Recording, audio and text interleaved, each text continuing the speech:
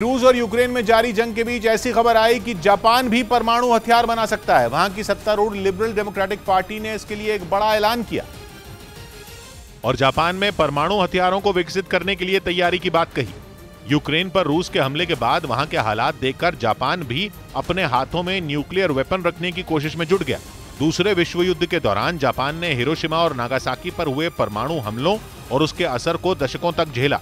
वहां लंबे समय से 3 नॉन न्यूक्लियर सिद्धांतों का पालन किया जा रहा है, यानी वहां परमाणु हथियार रखने और उन्हें बनाने पर पाबंदी है। लेकिन पूर्वी यूरोप में हो रही जंग ने उसे अपनी सुरक्षा पर दोबारा सोचने के लिए मजबूर कर दिया और इसी वजह से कुछ दिनों पहले जापान के पूर्व प्रधानमंत्री शिंजो आबे ने वहां परमाणु हथियारों पर लगी पाबंदी हटाने की मांग कर दी थी और उन्होंने दलील दी थी कि यूक्रेन ने सोवियत यूनियन से अलग होते समय सुरक्षा गारंटी के लिए कुछ परमाणु हथियार रख लिए होते तो रूस उस पर हमला नहीं करता।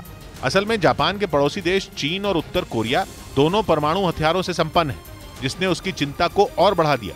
हालांकि हिरोशिमा से चुनकर आने वाले जापान के प्रधानमंत्री फुमियो किशिदा परमाणु हथियार बनाने के पक्ष में नहीं है, क्योंकि उनके शहर ने 1945 में परमाणु बम से हुई तबाही देखी थी, जब अमेरिका ने 6 अगस्त 1945 को हिरोशिमा पर पहली बार परमाणु बम का इस्तेमाल किया था।